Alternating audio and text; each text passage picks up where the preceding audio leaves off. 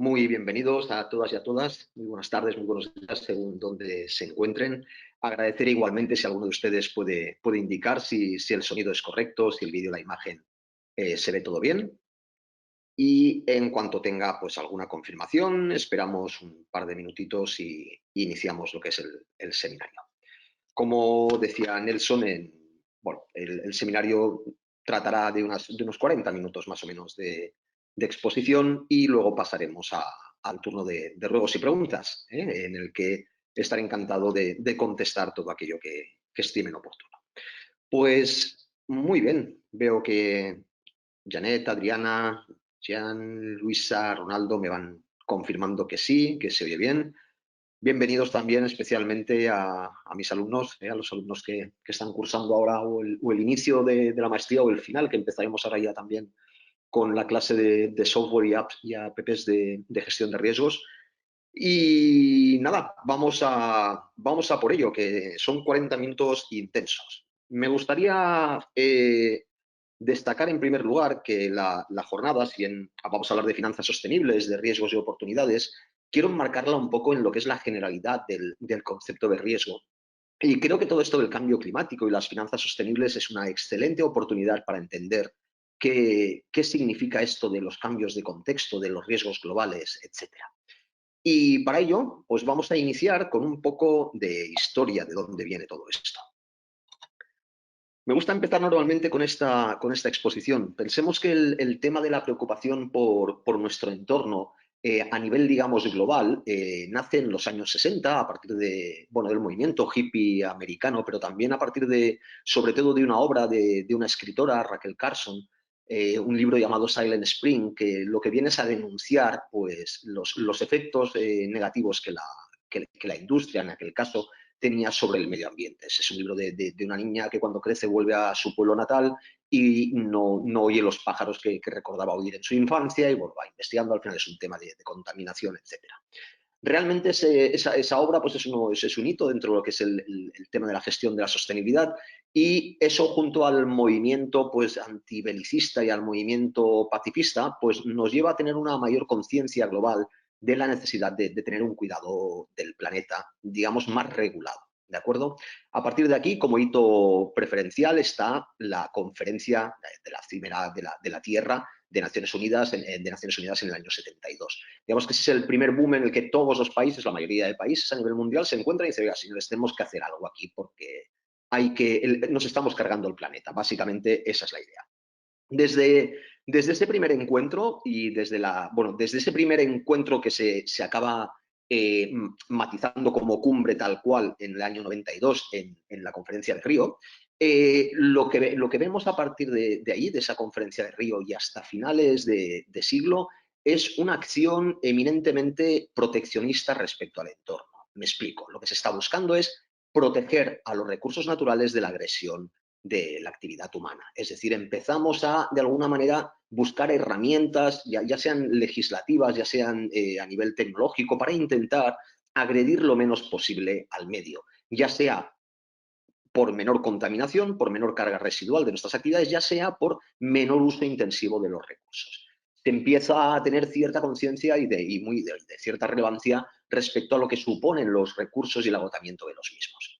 Junto con esta preocupación por los recursos y por la necesidad de cuidar el planeta, hay otra preocupación que podríamos llamar paralela, o que ha seguido un camino paralelo, que es el del calentamiento global. Es decir, el hecho de que, de alguna manera, los estudios de diferentes paneles científicos empezaban a apuntar que estábamos teniendo un calentamiento, o podríamos estar teniendo un calentamiento derivado de la emisión de gases de efecto invernadero, de la intensidad con la que consumíamos recursos fósiles. Estaba aumentando la concentración de CO2 y se empezaba a ver ya que había cierta correlación entre ese aumento de la concentración de CO2 y el aumento de las temperaturas.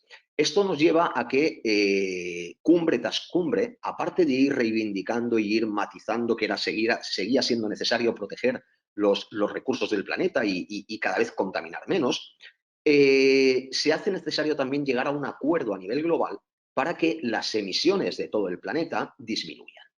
Esto, que empieza en la misma conferencia de Río, digamos que hasta el 2015, y ahora lo veremos el por qué, no tiene prácticamente recorrido real. Es decir, desde lo que fue la propuesta de un previo protocolo al de Kioto hasta el protocolo de Kioto, a lo que fueron los derechos de emisión de gases de efecto invernadero, siempre ha sido un ir y venir de acuerdos, desacuerdos. Ahora entra Estados Unidos, ahora sale, ahora se sale China, ahora es Canadá y Australia. Ahora nunca se llegaba a un acuerdo global en cuanto a cómo debían gestionarse dichas emisiones. El tema de las cuotas por países, digamos que no llegó a funcionar. Entonces, a la par que íbamos avanzando a muy buen ritmo en lo que era la protección de los recursos naturales, a ver, muy importante, cuando la exposición que voy a hacer hoy la voy a centrar mucho en Europa, primero porque es la que con mayor diferencia conozco y llevo ya 25 años trabajando en ello, y segundo porque en lo que veremos en la segunda parte, digamos, de esta exposición, Europa ha cogido un poco la punta de lanza de todo este tema. Y por eso creo que es interesante exponerlo aquí como caso de éxito, porque está empezando a ser, ya pondré numerosos ejemplos, y estoy convencido de que además en Latinoamérica el ejemplo a seguir va a ser ese, o la línea de acción a seguir va a ser esa. Luego ya contestaré si acaso a preguntas más de temas geopolíticos, pero quedémonos con esta idea. Durante finales del siglo XX, lo que nos preocupa es proteger los recursos naturales en el sentido de no contaminar, no sacar más recursos del entorno de los necesarios, no deforestar, no contaminar aguas, no contaminar suelos, no contaminar el aire, prohibir sustancias peligrosas, empezar a poner depuradoras de aguas residuales en todas las industrias. Bueno, se hace una gran labor, un gran camino. En Europa es una incontinencia legislativa lo que hay en materia de protección ambiental. Algunos países más rápidos, otros más lentos. La verdad es que se van adaptando y hoy en día, digamos que evidentemente que siguen habiendo episodios de contaminación, pero la calidad de nuestras aguas o de nuestros ríos, de nuestros mares, son calidades que no tienen nada que ver con las que habían hace 40 años. ¿De acuerdo? Se ha mejorado muy satisfactoriamente y muy sustancialmente. Y mira que yo soy especialmente pesimista con todo lo que es la protección del entorno por puro compromiso o por pura conciencia, pero realmente el tema este ha funcionado. A nivel de Latinoamérica, por lo que conozco, hay países que han evolucionado en mejor sentido que otros. Hay países que por la idiosincrasia, por el sector en el que trabajan, tienen, digamos, una mayor predisposición a regular aspectos relacionados con la contaminación, y en este sentido, pues bueno, podríamos decir que en algunos casos se ha ido trabajando, pero que queda todavía camino por recorrer. Lo que quería decir con esto es que del 72 al 2015, todo lo que va sucediendo conferencia tras conferencia, de cara a lo que es importante en la exposición de hoy, son intentos de llegar a un acuerdo para limitar las emisiones de CO2 o de gases de efecto invernadero a la atmósfera. Y para limitarlo de una forma global y acordada a nivel mundial. No es hasta el 2015, en el Acuerdo de París, que realmente se llega a un acuerdo que, por lo que voy a exponer hoy, va a suponer y supone un cambio de paradigma. Es decir, todo lo que no habíamos podido avanzar en estos años del 92 al 2015, lo hemos avanzado prácticamente en estos 5 años desde el 2015 o del 2016 al 2021. En París se llega a un acuerdo jurídicamente vinculante que firman prácticamente la totalidad de países del mundo para que se limite el aumento de la temperatura global de la Tierra a máximo 1,52 grados centígrados. Para ello se llega a toda una serie de compromisos y de planes de acción, entre los que podemos destacar, como todos ustedes ya conocerán, pues lo que es la Agenda 2030 de Naciones Unidas, de las ODS, el COP22 de Marruecos en 2016, en la que se plantea una Agenda Mundial de Acción por el Clima, el Pacto Mundial de Alcaldes por el Clima. En el 2018, en la COP24 de Katowice, se presentan ya con detalle normas, directrices y procedimientos para ver cómo vamos a poner encima de la mesa todo esto que nos propusimos en el Acuerdo de París. Pero todas estas acciones que ven aquí, no por desmerecerlas, pero para los que ya llevábamos tiempo, digamos, viendo, leyendo, siguiendo el tema, nos recordaba un poco a lo de siempre, ¿de acuerdo? Es mucho compromiso, mucha carta de intenciones, etcétera. Lo que realmente marca la diferencia tras el Acuerdo de París es lo que viene ahora, que es que saliendo de la misma reunión, es una forma de hablar, el G20 insta a la Financial Stability Board, un organismo de estabilidad financiera mundial, para que se cree un grupo de trabajo que determine qué tipo de información van a tener que hacer pública las empresas en cuanto al impacto que el cambio climático puede tener en su rendimiento. Me explico.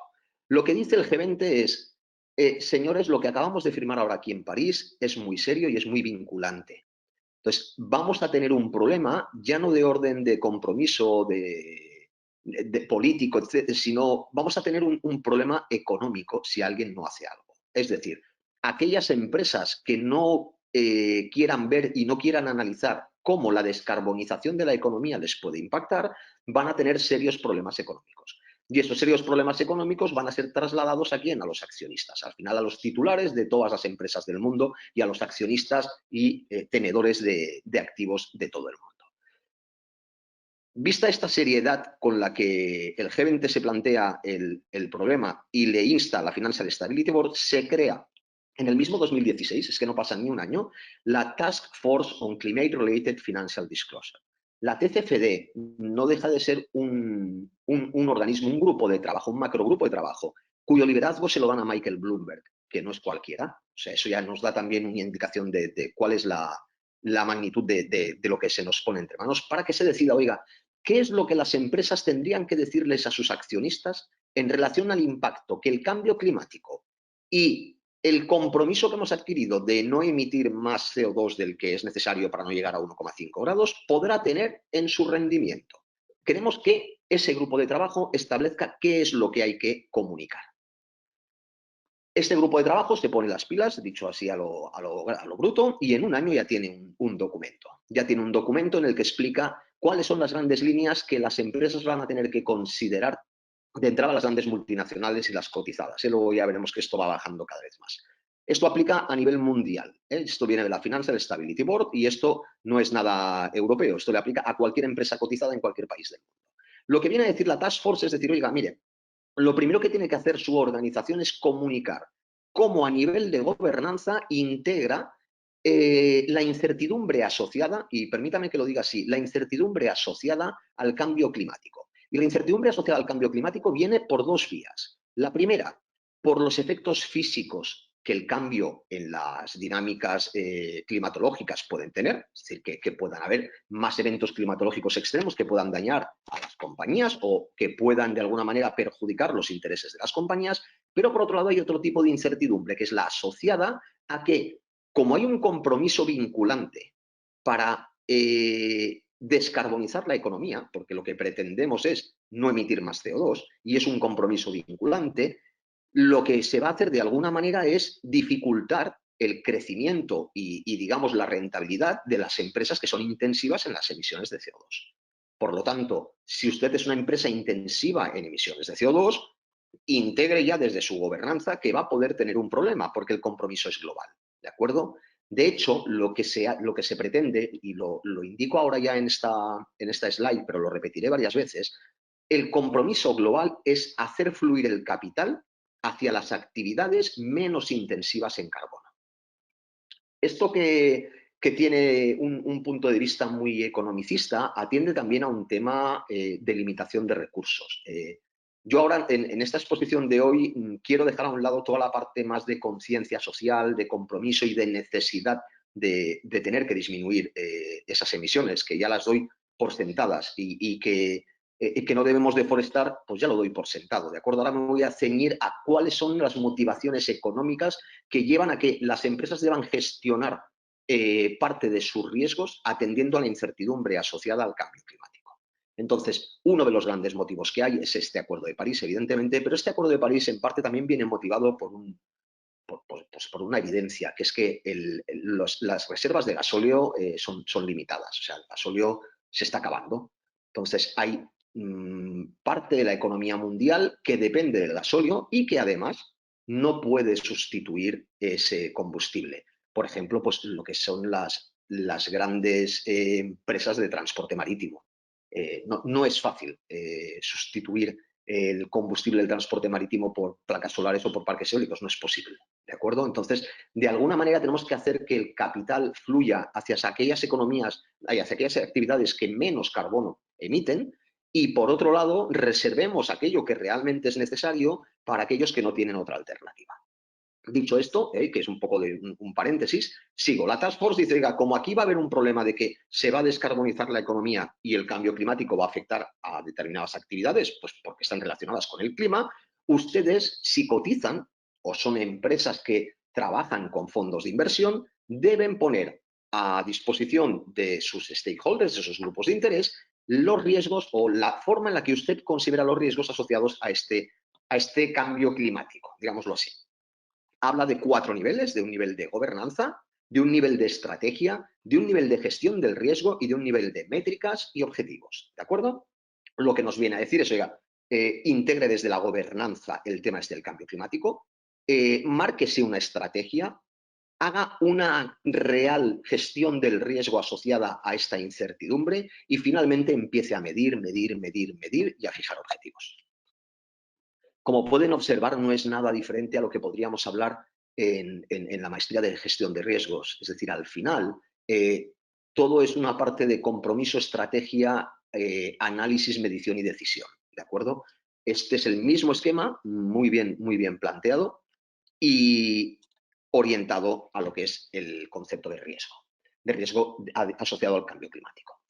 A su vez, la Task Force, que hace diferentes documentos técnicos y de recomendaciones, hace una distinción entre riesgos derivados del cambio climático que de alguna manera pues, han sentado precedente cátedra y es lo que va a regir el análisis de riesgo estratégico de muchas actividades en los próximos años. Lo que dicen es lo siguiente, dicen, mire, el cambio climático realmente, como ya les he avanzado antes, tiene 2 grandes fuentes de incertidumbre.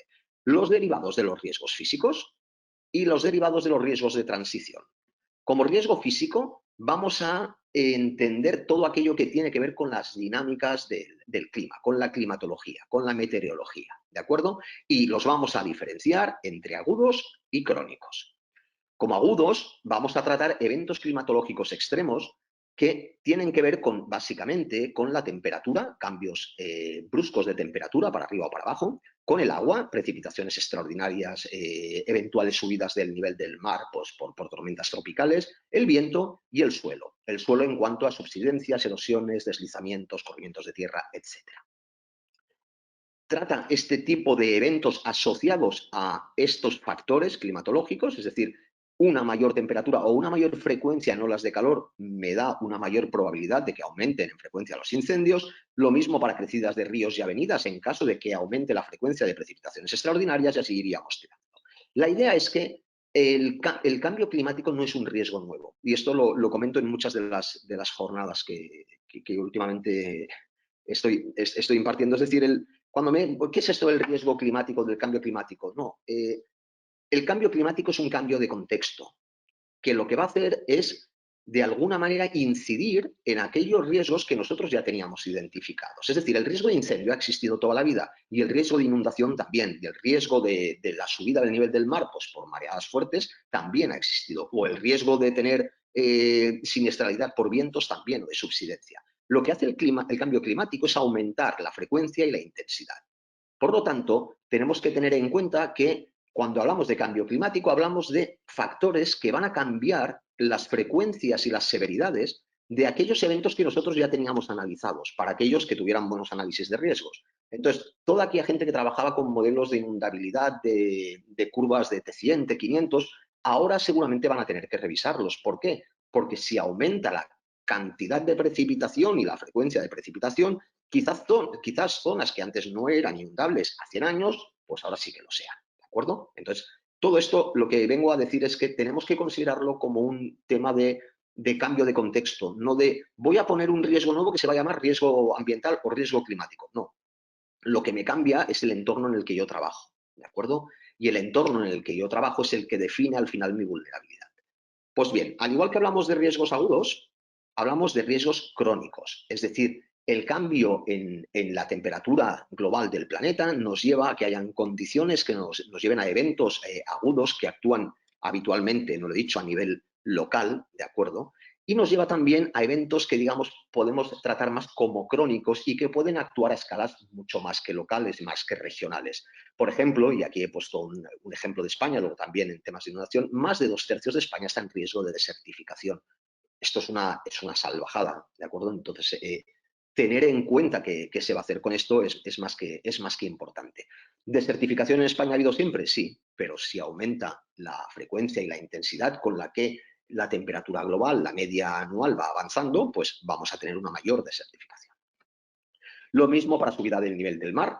Empiezan a haber muchos modelos en 3D y de lo que sería el crecimiento ante tormentas. Esto es de diferentes zonas de España, tanto del Cantábrico como del Mediterráneo, en el que realmente los daños que podía causar una subida del nivel del mar son espectaculares. Es decir, y no estamos hablando a 100 años vista, estamos hablando de que algunos de ellos ya los hemos vivido con las tormentas del año pasado, de Dana, Gloria, etcétera. Entonces, tener un establecimiento hotelero, por ejemplo, aquí o aquí, podría llegar a ser un problema como inversión. Lo que se pide desde la Task Force es, señores, si ustedes son un hotel y están aquí, tienen que decirles a sus accionistas, en caso de que estén cotizando en algún grupo, o a sus grupos de interés, que están en una zona de riesgo. Y les tienen que explicar además qué van a hacer para, si sube el nivel del mar, ustedes poder seguir operando o seguir trabajando. Bien, al igual que hemos hablado de riesgos físicos, vamos a hablar de los otros riesgos, que son los no físicos, que son los derivados de la transición. Son los derivados de que hayamos llegado a un compromiso de no emitir más gases de efecto invernadero. ¿Eso a qué nos lleva? Nos lleva a que, al igual que antes los riesgos físicos existían y lo que nos cambia ahora es la frecuencia y la intensidad, lo mismo con los riesgos no físicos. Es decir, el riesgo legal ha existido toda la vida, el riesgo de mercado ha existido toda la vida. Va a cambiar la frecuencia y la intensidad. Es decir, si yo antes tenía un riesgo legal limitado por lo que respecta a mis emisiones de CO2, ahora esa severidad del riesgo legal va a verse muy aumentada por el hecho de que hay ese compromiso a nivel global. ¿De acuerdo? Entonces, los riesgos no físicos vamos a llamarlos como riesgos de transición, es decir, todo lo que pueda influir en mi actividad derivado de que hay un compromiso global para descarbonizar la economía. Quedémonos con con este concepto, descarbonizar la economía. Realmente los riesgos que más preocupan ahora en Europa son los de transición. De todas formas, en Latinoamérica, en Centroamérica, los riesgos que a medio plazo me preocuparían más son los físicos, ¿de acuerdo? Luego esto, si acaso, ya lo comentaríamos hoy. Tampoco nos da tiempo a hacer un curso de riesgos y cambio climático. Y luego me queda además explicar qué tiene que ver todo esto con las finanzas sostenibles, evidentemente. Muy bien. Aquí lo que viene ahora es lo siguiente, es como se ha tomado una firme decisión por acuerdo vinculante y a nivel mundial de que el capital debe fluir hacia lo que se considere sostenible, aquí los que no se consideren sostenibles van a tener un problema. Van a tener un problema de acceso al capital o de coste de acceso a ese capital. Por lo tanto, de alguna manera, las empresas tienen que valorar como riesgo el hecho de que, como más intensivas en la emisión de gases de efecto invernadero sean, como más contaminantes sean en términos de CO2, más difícil les va a ser conseguir capital. ¿Y cómo se ha montado toda esta estructura? ¿No? Porque dices, bueno, pues si al final a los bancos les da lo mismo, los bancos van a dejar dinero al que le ofrezca luego mayor probabilidad de devolución y le pague mayores intereses. Pues bien, lo que se hace a nivel global y como mínimo en Europa es lo que ahora se ha puesto encima de la mesa y ha preocupado muchísimo a todas las entidades financieras, y es con lo que básicamente llevo trabajando estos últimos año y medio, es que se está hablando de una especie de bonificación al dinero verde. Es decir, los bancos, la banca en general, cuando dejan dinero, y esto me disculparán los que sean del sector financiero para explicarlo para los que no son del sector, por cada $100 que dejan, deben de hacer una reserva que de alguna manera sea proporcional al riesgo que tiene ese préstamo de no ser devuelto. ¿De acuerdo? Pues lo que se está haciendo ahora o lo que se está proponiendo y está encima de la mesa de los reguladores es decir, todo el dinero que se deje a empresas que se consideren sostenibles, va a ser un dinero bonificado. Es decir, el banco, por el hecho de dejar dinero a empresas verdes, va a tener que hacer menos reserva. Si tiene que hacer menos reserva, tiene más dinero para dejar, tiene más negocio que generar. ¿De acuerdo? Por otro lado, todo el dinero que usted deje a empresas que no son verdes, como es un riesgo de transición, va a estar obligado a publicarlo para sus accionistas, cosa que a los bancos tampoco les gusta, es decir, que estás dejando dinero que tiene más riesgo que otro dinero. Entonces, con esta especie de poner en el ojo del huracán al sistema financiero, realmente es donde digo que ha habido un cambio de paradigma. Al final, igual queda muy feo, pero mueve más la economía que la conciencia. O esto es una percepción muy personal. Lo que sí que estoy viendo y experimentando, yo llevo 20 años trabajando en temas de riesgo y banca y medio ambiente bueno, y otros y modelos en general. En los 2 últimos años, o en el último año, diría yo, el cambio que ha hecho la banca respecto a la preocupación por estos temas es radical, como mínimo en Europa, insisto. En Latinoamérica me consta que también, porque bueno, hace nada también me invitaron a una conferencia que tendrá lugar en riesgos financieros en junio, y a nivel de toda Latinoamérica, y empieza a preocupar decir, bueno, oiga, todo esto, ¿cómo lo vamos a manejar? Porque la Task Force es un grupo de trabajo de referencia mundial. Para que ustedes tengan una especie de idea de cómo se está abordando. ¿Y por qué pongo Europa? Pues porque Europa no es que no es que sean los mejores o que sean los más modernos o qué tal, no. Europa tiene una particularidad, que es que Europa solo puede ser competitiva, y esto, si alguien no lo comparte, también tiene derecho a decirlo, pero Europa solo puede ser competitiva en una economía descarbonizada. Es decir, si tenemos que competir emitiendo CO2, nos puede ganar cualquier continente del mundo. Nosotros ahí no podemos ser competitivos. Ahora, en una economía descarbonizada, arancelando el carbono, como ahora hay otra propuesta de ley, no, de directiva a nivel europea para poner aranceles al carbono, al CO2 que se está importando. Es decir, si usted importa productos de China y esos productos han emitido tantas toneladas de CO2, ese CO2 que importa usted lo paga para entrar en Europa. Bien, todo esto hace que, desde un punto de vista geopolítico, como Europa, hayan visto la oportunidad de ser más competitivos en una economía descarbonizada y, por lo tanto, son los primeros que se han puesto las pilas para regular y para, de alguna manera, hacer fluir el capital ya de verdad hacia lo sostenible. La Unión Europea ratifica este Acuerdo de París en el 2016 y en el 2018, en 2 años, ya tienen un plan de acción para una economía más ecológica y más limpia. Aquí estamos entrando de lleno en el plano financiero, ¿de acuerdo? En las finanzas sostenibles. Y a finales del 2019 se llega al Pacto Verde Europeo, que es la hoja de ruta para conseguir esa economía sostenible. Muy bien, ¿cómo funciona todo esto? Realmente lo que queremos, como he estado explicando, es que el capital fluya hacia lo que consideramos sostenible. Pero claro, necesitamos saber qué es sostenible y qué no es sostenible. ¿Cuándo voy a decidir que algo es bonificable o no bonificable? ¿Cuándo algo está bien y cuándo no? Pues a nivel europeo también. Se desarrolló en 2019, salió el primer borrador, pero en marzo del año pasado, de 2020, ahora hará un año, se aprobó la taxonomía europea. La taxonomía es un documento de unas 600 páginas, unas 800 entre lo que es el report y el anexo técnico, en el que se van desgranando actividad por actividad, por CENAE, por el Código de Clasificación de Actividades Económicas, el NACE, que es el europeo, cuáles pueden llegar a ser consideradas verdes y cuáles no pueden llegar a ser consideradas verdes, según determinadas características que ahora muy brevemente expondré. Aparte de la taxonomía, es decir, hacer un listado de lo que podemos considerar verde y no, empieza a trabajarse ya todo lo que es el etiquetado de productos financieros verdes, lo que son los bonos verdes, lo que va a ser la regulación prudencial, es decir, el cómo vamos a trabajar estas reservas y este coste de capital para los bancos, cómo se va a hacer la información al inversor, cómo vamos a gestionar ese deber fiduciario de préstamos, etcétera, y cómo vamos a hacer que se divulgue esa información no financiera.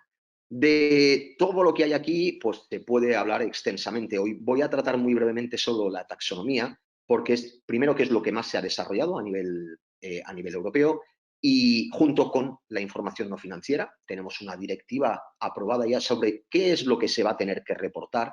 El problema que tiene esta directiva es que están todos locos ahora por saber cómo vamos a tener que reportarlo, porque te dice qué es lo que hay que reportar, pero hay métricas o indicadores que no está claro todavía cómo deben calcularse. Y no todas las empresas tienen capacidad o información, diría yo más información que capacidad, como para poder obtener dichas métricas. Por lo tanto, voy a comentar brevemente qué es esto de la taxonomía para que vean cómo se están empezando a clasificar las empresas en función digamos, a su potencial contaminador o no. Entonces, al final, esta taxonomía no va a dejar de ser un indicador o un índice de vulnerabilidad a la transición climática. Es decir, si no estás alineado con la taxonomía, es más probable que tengas dificultades para acceder al capital. Es más difícil que puedas hacer ampliaciones de capital, es más difícil que puedas crecer, que puedas ampliarte, que puedas exportar más, etc. Como más alineado estés con esta taxonomía, mayor facilidad de acceso al capital tendrás. Y al final el capital casi es lo que acaba moviendo todo a nivel financiero, a nivel económico, vamos.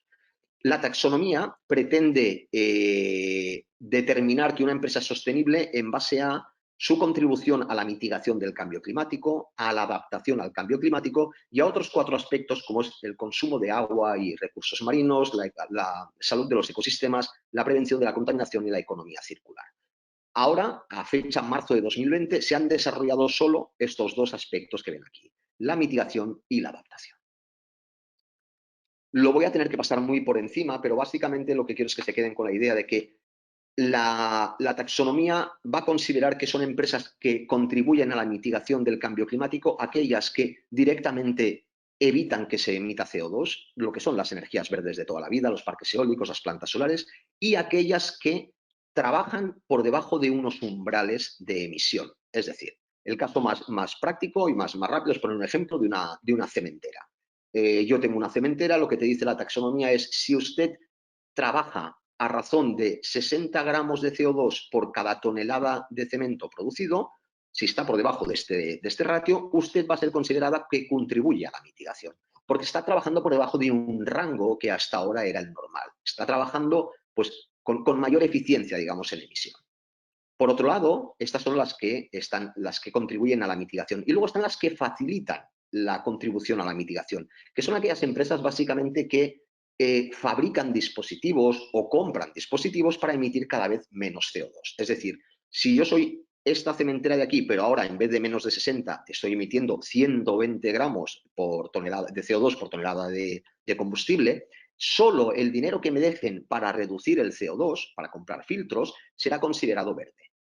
En este caso de aquí, todo el dinero que me dejen, aunque sea para circulante, como estoy por debajo de los umbrales, todo lo que se me deje va a ser considerado verde. Y por lo tanto, el banco de alguna manera lo tendrá bonificado. Los que fabrican filtros y los que fabrican cualquier tipo de tecnología y venden tecnologías para que se emita cada vez menos, todo lo que se les preste va a ser considerado verde. A nivel de adaptación, la mitigación es emitir menos CO2. La adaptación hace referencia a todo aquello que contribuya a que en caso de que se den los eventos climatológicos adversos que esperamos, porque eso ya no lo va a evitar nadie, suframos el menor daño posible. Es decir, si una empresa, en este caso he puesto una macrodepuradora, pide un préstamo para hacer unos muros de contención en caso de crecidas o de avenidas de un río, ese gasto va a ser considerado como alineado con la taxonomía y por lo tanto verde. Por otro lado, el que construye dichos muros, dichos sistemas de detección de avenidas, etcétera, serán los que contribuyen a esa adaptación. Insisto en que esto forma parte de cursos de 20, 30 horas. Entonces, ahora simplemente lo que quiero es que vean que la transición está asociada a la mitigación y a la adaptación al cambio climático. Para casi finalizar, indicarles que todo esto de las finanzas sostenibles, al final, no deja de ser una especie de análisis de riesgo financiero asociado a que hay un compromiso global para descarbonizar la economía. Entonces, al final, si yo sé que está este compromiso global y yo ya empiezo a leer que en Europa en 2040 va a dejar de fabricarse el diésel para vehículos, los vehículos diésel, si yo de alguna manera trabajo como entidad financiera con una empresa que fabrica catalizadores diésel, voy a tener que revisar esos ratings financieros que tengo para con ese cliente, porque la probabilidad de impago, hoy no, pero a X años vista, sí que va a cambiar. Entonces, A este nivel, las entidades supervisoras financieras en Europa, la EBA o la IOPA para las entidades aseguradoras, ya han empezado a exigir a las entidades financieras, a los bancos, que empiecen a segmentar su cartera y empiecen a tomar medidas para ver cómo esta descarbonización de la economía puede afectar a su cartera crediticia. Porque lo que están diciendo es que aquí los que no se adapten van a morir, en términos más biológicos. Todos los que usted tenga en su cartera que no se vayan a adaptar van a ser defaults. Y si van a ser defaults, cuidado porque las reservas que estamos calculando igual no son las buenas. Entonces, aquí se ha empezado a poner las pilas todo el sistema financiero. Cuando el sistema financiero se pone las pilas, al final lo que hace es forzar a que se pida información.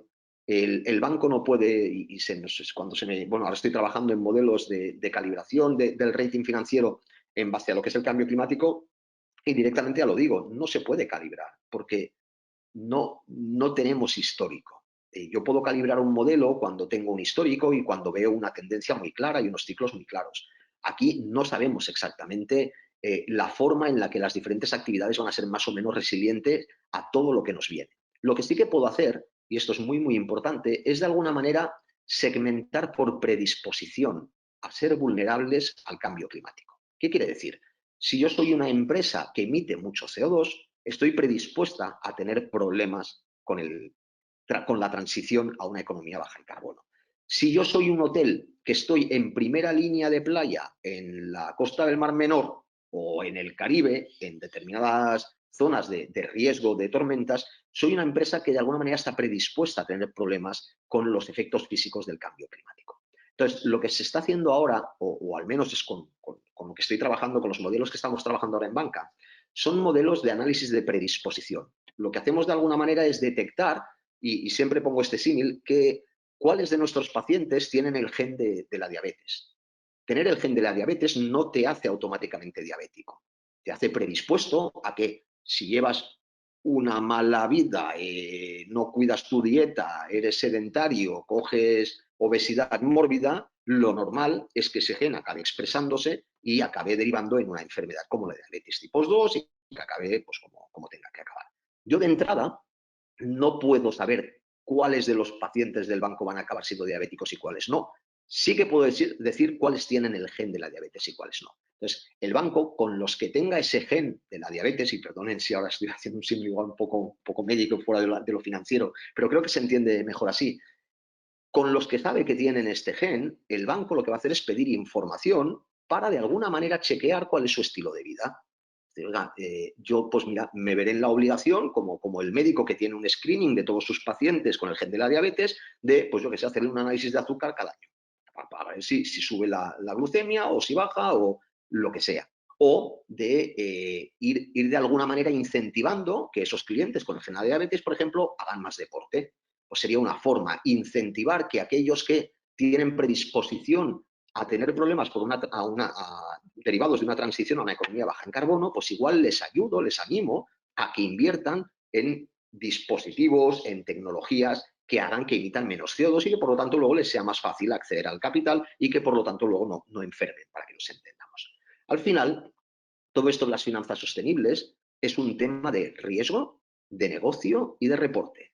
Estas tres patas son imprescindibles y estoy convencido de que no mucho tiempo van a hacer falta profesionales que se dediquen específicamente a este concepto. ¿Por qué? Porque conlleva demasiada información como para que se gestione desde... Hasta ahora se gestionaba, por ejemplo, la parte más de reporte desde el departamento de RSC. La parte de negocio no estaba alineada con el reporte y la sostenibilidad. De vez en cuando se sacaba algún producto verde o algo para, de alguna manera, marketingianamente maquillar nuestra marca. Y desde el punto de riesgo ni se consideraba. Es decir, todo lo que no me toque la planificación financiera, prim. ¿Qué es lo que pasa? Que con este nuevo cambio de paradigma, en el que el compromiso es hacer fluir el capital hacia determinados tipos de actividades, nos damos cuenta de que aquellos que tenían información sobre el comportamiento ambiental y de gobernanza de la corporación, ahora ya no es que tengan que hacer su informe anual para cumplir con lo que mandaba la normativa en términos de informe de sostenibilidad. No, es que la gente de negocio y la gente de riesgo va a estar pidiéndoles diariamente información porque van a tener que reportar los de arriba a los organismos supervisores o al banco en el caso de que sea una empresa no financiera que necesite capital. Y vaya al banco y el señor de riesgo del banco dirá, oiga, mire, usted está con este gen de predisposición a tener problemas, me tiene que dar usted información sobre su comportamiento o sobre los riesgos asociados a esa transición baja en carbono o a los riesgos derivados de eventos climatológicos adversos. Entonces, el señor del grupo X hotelero va a ir a su gente de reporte y le dirá, oiga, que la gente del banco ahora me ha pedido esto, ¿de acuerdo? Lo que estamos viendo es que ahora, en este último año, yo diría 6 meses, es que está pasando todo demasiado rápido, los primeros que se han puesto las pilas con total diferencia son las entidades financieras, pero los siguientes van a ser aquellos grupos que necesiten capital, junto con las firmas de inversión, porque las firmas de inversión de alguna manera tienen que reportar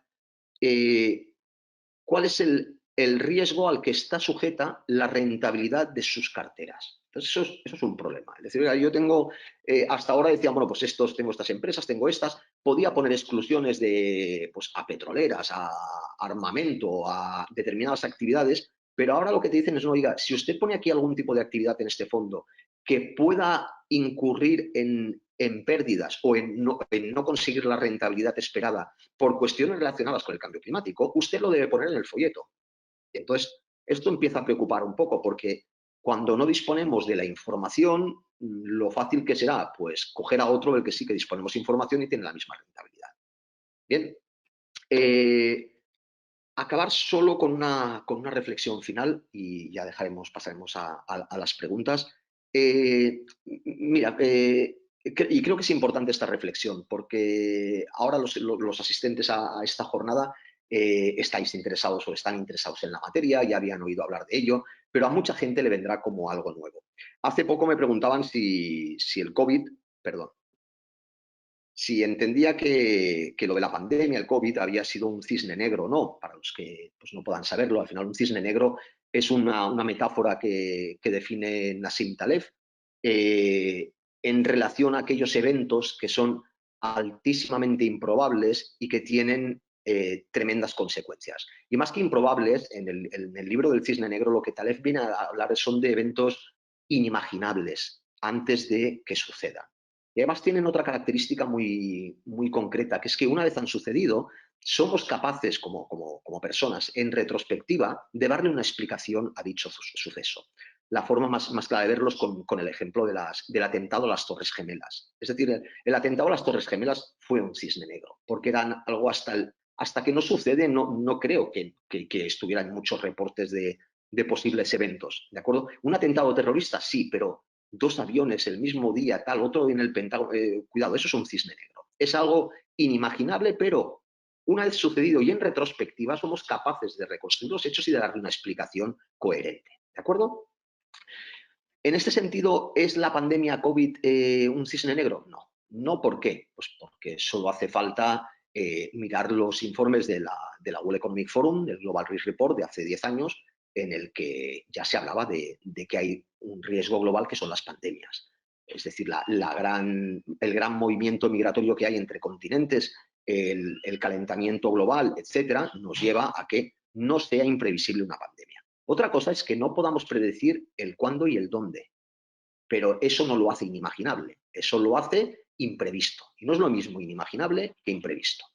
Por otro lado, me comentaban, bueno, si no es un cisne negro, puede ser otra metáfora de una escritora norteamericana. Puede ser un rinoceronte gris. Un rinoceronte gris es, pues como estamos viendo en la fotografía, un animal mazacote apuntándote con el cuerno que de alguna manera es enorme, pesa toneladas, lo tienes delante tuyo y no te mueves. Y hasta que no empieza a correr de verdad, te deja como paralizado y lo has tenido ahí delante durante todo el tiempo.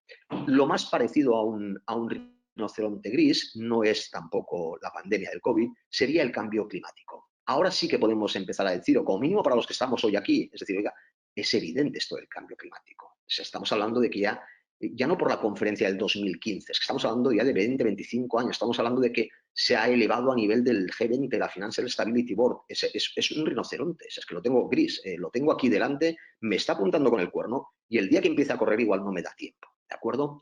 Entonces, Como ejemplo de cisne negro en términos de riesgo es lo inimaginable.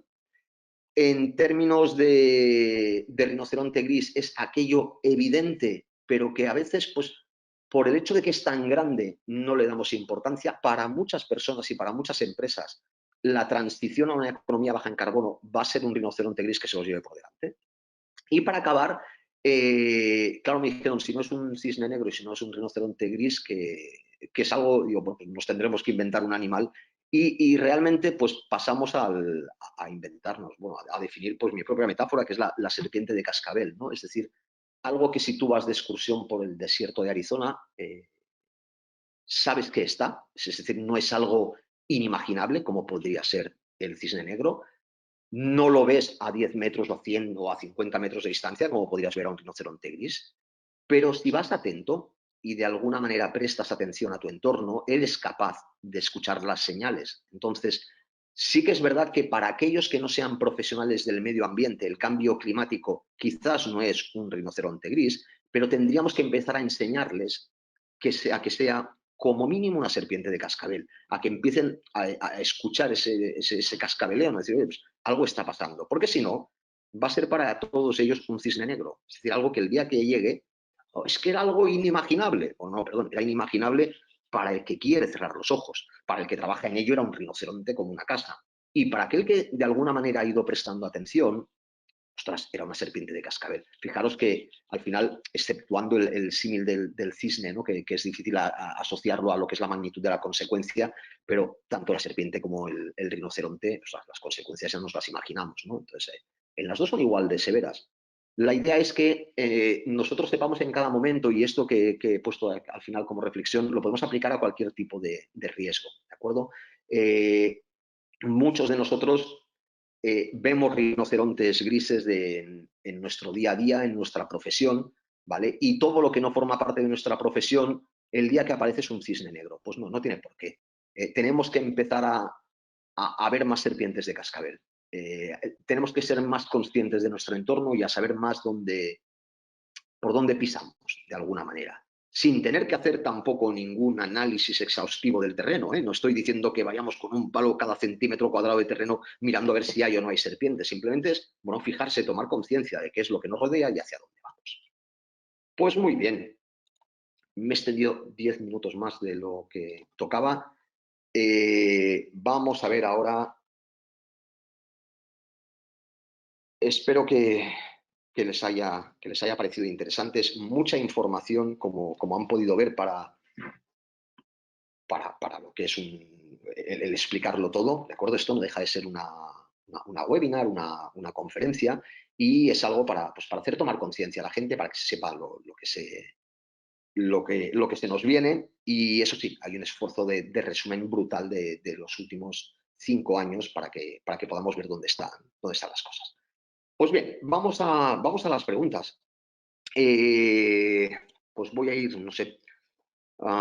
Según publicaciones de JP Morgan, Chase contribuyó con 317.000 millones al financiamiento de combustibles fósiles en los últimos 5 años.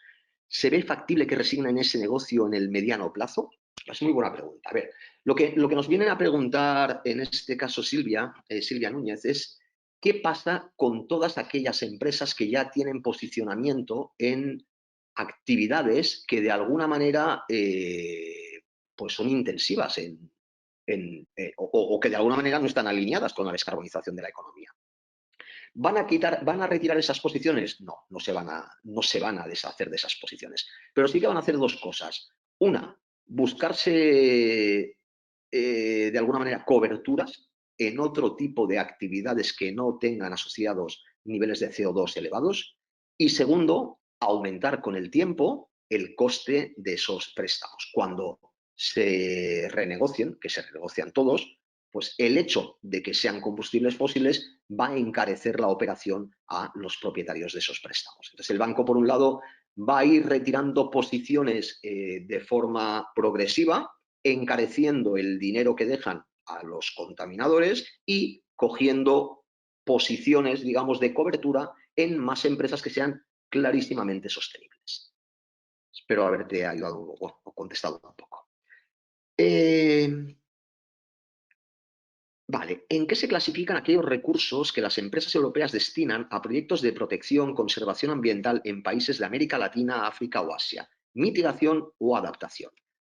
Pueden ser asociados a los dos. Es decir, si el proyecto de, por ejemplo, si el proyecto de protección-conservación es para, de alguna manera, repoblar las riberas de los ríos y evitar así futuras crecidas, porque como mejor rehabilitadas, digamos, ecológicamente están las riberas de los ríos, menos desbordamientos hay. Eso podría ser una medida de adaptación, pero todo lo que sea, por ejemplo, reforestar o lo que sea invertir en proyectos de saneamiento, serán temas de, no de mitigación y adaptación, serán temas asociados a, no sé si recuerdas de la presentación, a los otros 4 objetivos, 2, 3, 4 objetivos que se tiene para determinar si una empresa es o no sostenible. Ahora mismo lo que ha hecho la taxonomía europea es decir, de entrada vamos a decir qué es sostenible y no sostenible en base a la mitigación y la adaptación, ¿vale? A partir de aquí vamos a seguir ampliando. Entonces, si yo lo que hago es, de alguna manera, cuidar un entorno ribereño para que no haya, o las crecidas de los ríos no sean tan severas, es claramente una adaptación. Si lo que hago yo es reforestar como medida de captación de CO2, de captación y retención de CO2, es una medida de mitigación. Pero si lo que hago yo son proyectos de desarrollo en el sentido de saneamiento, de depuración, de potabilización, etcétera, eso van a ser medidas o de economía circular o de prevención de la contaminación o de cuidado de los ecosistemas, etcétera. Los recursos que se destinan a este tipo de proyectos son parte de la contabilidad verde. Bien, esta pregunta que me hace Adriana, que es la misma Adriana Guerra, que me hacía también la pregunta anterior, también es muy buena. Es decir, hasta ahora teníamos una especie de contabilidad verde, como diciendo, bueno, vamos a intentar contabilizar todo aquello que yo destino a intentar no agredir a los recursos naturales. Es decir, todo lo que gasto en consumibles de depuradora, todo lo que gasto en inversiones, yo que sé, en placas solares, etcétera. Yo podía hacer una especie de separata de contabilidad dependiendo del país, ¿eh? Pero aquí en España se podía hacer esta contabilidad ambiental y decir, bueno, pues todo esto yo lo considero como parte de mi coste operativo para cumplir con la protección a los recursos. Yo creo que ahora esto acabará desapareciendo porque todo forma parte, o sea, todo el sistema, todo el recurso financiero de la empresa forma parte de la sostenibilidad. Ahora ya no habrá o bueno, ahora, hablamos a pocos años vistas, yo creo que ya no habrá un departamento de medio ambiente que solo haga trámites administrativos para cumplir con la normativa y informes para decirle a la gente lo verdes que son. Ese departamento se va a convertir además en un recurso imprescindible para el departamento de planificación financiera y para el departamento de estrategia de las empresas. Por lo tanto, cuando alguien vaya a pedir dinero, para que me entiendas, Adriana, cuando yo, imagínate que vuelvo al hotel, pero bueno, es igual, una industria textil, voy a pedir dinero a un banco para hacer una ampliación y el banco me dice, oiga, mire, si usted no emite menos de tantos gramos de CO2 por tonelada de textil producido, yo no le puedo dejar este dinero porque no está alineado, o se lo dejo, pero a un tipo de interés más elevado, el director financiero no se va a fijar en la contabilidad verde o no verde, se va a fijar en que no le dejan el dinero. Entonces, va a ir a la parte técnica y va a decir, ¿qué tenemos que hacer para que me lo dejen? Básicamente va por aquí. Pregunta María Guadalupe, si estos cambios financieros a una economía sostenible, ¿cómo van a impactar en el sector asegurador? Muy bien.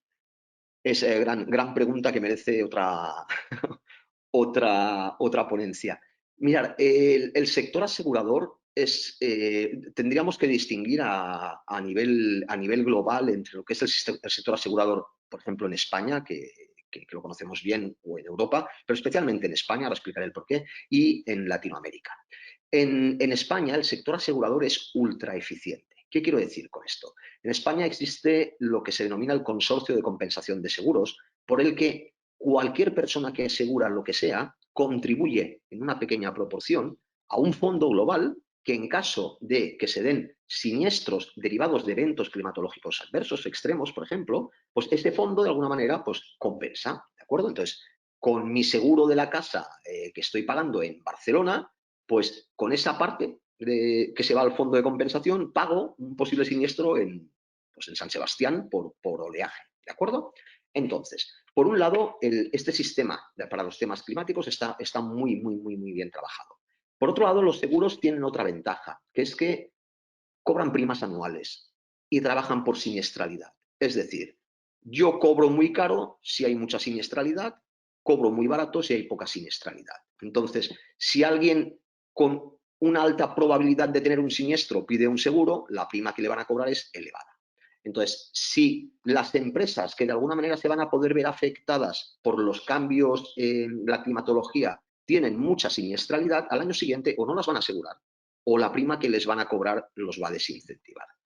Esto, insisto, en España lo tenemos muy bien atado por el consorcio de compensación por un lado y por otro lado porque ya desde hace muchos años se diseñó y trabaja perfectamente el agroseguro, que es un sistema especial de seguro para los productos agrícolas y ganaderos. Entonces, lo tenemos muy bien cubierto. Ahora, en Latinoamérica, el mercado no es tan eficiente en el sentido de que no se puede, no se asegura todo. Es decir, solo puede asegurarse aquel que realmente tiene pues, ese capital, esa capacidad y en el momento en que la aseguradora vea que ahí hay demasiado riesgo, o no le asegurará o le subirá la prima a unas cuestiones, bueno, a unas condiciones indecentes. Para ello, lo que se está trabajando a nivel global, a nivel en países de Latinoamérica, por un lado es a nivel estatal, perdón, no a nivel global, a nivel estatal, lo que son los fondos o los bonos catastróficos, es decir, emitir deuda contra posibles eventos catastróficos y poder utilizar luego ese dinero para resurgir la economía. Y por otro lado, se hacen seguros basados en índices, que son tarifas planas, vamos. Esto ahora no me da tiempo a desarrollarlo mucho más, pero el impacto aquí es muy claro, entre Europa y España y entre Europa y Latinoamérica.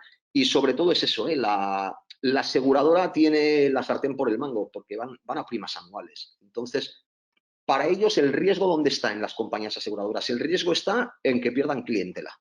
¿Por qué? Porque las aseguradoras al final, y hablo solo de la parte aseguradora pura, las aseguradoras tienen otro gran negocio que es el negocio financiero. Eso afecta pues, como a los bancos, como a los fondos de inversión, como a cualquier firma de inversión. En cuanto al seguro, en cuanto a lo que lleva una prima y una siniestralidad, la aseguradora corre el riesgo de perder clientes porque no van a poder hacer frente a las primas que les hacen pagar. Más, ¿cómo se mide la huella de carbono de una organización? Esto da no para una jornada, eso da para un curso. Al final, la huella de carbono no deja de ser las toneladas de CO2 que emites por producto acabado, o por servicio ofrecido, o por cualquier otro indicador que quieras. ¿Cómo se hace? Hay 300.000 metodologías, hay manuales, guías, calculadoras de huella de carbono de la EPA, de la Unión Europea, yo diría que de todos los países del mundo. Al final, lo que realmente es complejo de la huella de carbono no son las emisiones directas, porque las emisiones directas tú las tienes muy controladas, es decir, lo que emite tu organización en su día a día. Lo que es complicado de medir es la parte de huella indirecta, es la parte de el carbono que emito por el hecho de estar utilizando como materia prima un recurso que ha emitido para poder extraerse tanto CO2. ¿Vale? Entonces, eso sí que es un poco más complicado. Bueno, voy a tener que ir pasando un poco más de preguntas. ¿Las finanzas sostenibles, pregunta Reina Patricia, son mayores en empresas consultoras que se estén dedicando a consultoría para el desarrollo de soluciones contra el cambio climático? ¿Se ve positiva para las empresas que contraten? Bien, qué gran pregunta también, Reina. A ver, las consultoras, y yo soy consultor, o sea que tampoco voy a ir contra mí. A ver, las consultoras vienen de 20 o 25 años de... Yo empecé a finales de los 90, el 96, 97, con temas de consultoría ambiental y era una consultoría muy ligada a estudios de impacto ambiental.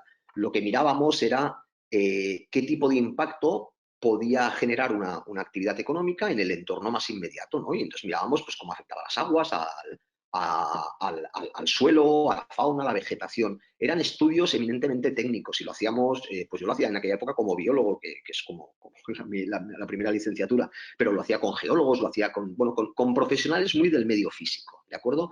Lo que eran las corrientes residuales las obteníamos de hablar con los ingenieros de las empresas, etcétera, pero luego lo que era el impacto lo medíamos profesionales del entorno físico. Con el tiempo esto se dejó, digamos, a un lado porque ya apareció la regulación que impedía, de alguna manera prohibía, que las corrientes residuales se fueran hacia el medio. Y lo que empezó a haber es una consultoría más legal, más de qué tengo que cumplir, qué no tengo que cumplir, qué permiso tengo que pedir, qué permiso no tengo que pedir. Y todo ello acabó convirtiéndose en una casi gestoría, más que consultoría, asesoría. Entonces, alguien que te tramitaba permisos, papeles, declaraciones de residuos, de uso y contaminación del agua, legalizaciones de pozos, legalizaciones de fuentes de emisión, legalizaciones de vehículos, hojas de seguimiento de residuos, hojas de entrada de residuos en vertederos, bueno, o sea, gestorías ambientales. Todo esto, de alguna manera, se ha ido aposentando, se fue de alguna manera así aposentando, y ahora lo que nos encontramos es que muchas de las empresas de consultoría ambiental de toda la vida quieren reciclarse de alguna manera, o quieren coger, digámoslo así, el tren del cambio climático. Pero cuidado, porque no es lo que se venía haciendo hasta ahora, ¿de acuerdo? Yo entiendo que la consultoría asociada a cambio climático no es una consultoría ambiental, es más bien una consultoría de riesgos. Una consultoría de riesgos de gente que sepa de tecnicismos, digamos, que tienen que ver con el medio ambiente, gente que sepa lo que es una tonelada de CO2 o lo que es un megavatio hora, evidentemente, pero tienen que ser especialistas en riesgos. Así como en las primeras fases, en los años 90, lo que te pedían era un experto en geología, en vegetación, en fauna, en aguas superficiales, y luego lo que se pedían más bien eran abogados o técnicos ambientalistas de ciencias ambientales que sabían trabajar o depurar aguas, químicos, biólogos, bioquímicos, etcétera, que de lo que se trataba era de montar toda una infraestructura para no contaminar tanto. Ahora nos vamos hacia un plano más de gestión del riesgo, con connotaciones técnicas, en el sentido de que tú tienes que saber lo que es el medio, pero con connotaciones muy financieras también. Por lo tanto, veo que este tipo de consultoría será imprescindible para las empresas de todo tamaño. Lo que pasa es que nos vamos a encontrar que todo el mundo se va a lanzar, porque se ve aquí como un océano azul, y bueno, pues para muchos será un frustre, pues como lo fue en su día también el otro tipo de consultoría. Eh, Me pregunta Silvia Núñez dónde se pueden consultar detalles de la taxonomía europea. Esto simplemente entrando en Google y poniendo taxonomy, acabado en Y, EU, ya te lleva directamente a la página de la Unión Europea. La primera o la segunda entrada, ya lo veréis. Está en español también, se puede descargar el documento entero, todo el histórico, etcétera, y está todo muy asequible. Y una última más, ¿aplica a cualquier tipo de empresa, financieras, ONGs, etcétera? Sí, a ver, las finanzas sostenibles al final no es más que las finanzas. Que se le haya puesto el adjetivo de sostenible ahora es como haberle puesto la coletilla de finanzas condicionadas a. Entonces, hoy en día todas las finanzas van a estar condicionadas a, seas el tipo de empresa que seas. Y en los primeros estadios, aquellas que estén mejor posicionadas desde un punto de vista de tener información que revele que están alineadas con la taxonomía, serán las que los bancos encuentren más atractivas para poner dinero, porque el banco ahora tampoco tiene tiempo de hacer grandes auditorías a todo el mundo.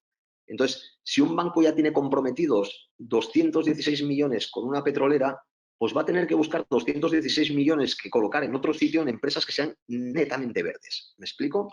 Entonces, el banco va a buscar dónde colocar el dinero, los fondos de inversión van a buscar dónde colocar el dinero, y se va a buscar colocar el dinero en aquello que tenga más pinta de verde. Esto nos lleva a un problema, y aunque me esté extendiendo un poco más de la cuenta, espero que no me riñan, pero lo estoy pasando bien. Esto nos lleva a un problema, que es que se puede generar una burbuja tipo lo que se generó en su día con las .com. Es decir, todo lo que tenga pinta de tecnológico en primeros de los 2000, pues era invertible, era para meter dinero porque seguro que iba a ser rentable. Y luego se vio que no todo lo que acababa en .com era rentable. Pues ahora cuidado también con que todo lo que tenga pinta de verde va a ser rentable. Ser sostenible o estar alineado con la taxonomía no es sinónimo de rentabilidad real y cierta. O sea, tú puedes ser muy verde, pero un desastre como gestor o como CEO de la empresa. Y por muy verde que seas, si la empresa no tira, la rentabilidad es cero. Entonces, eres un problema igualmente para los inversores y para la economía en general.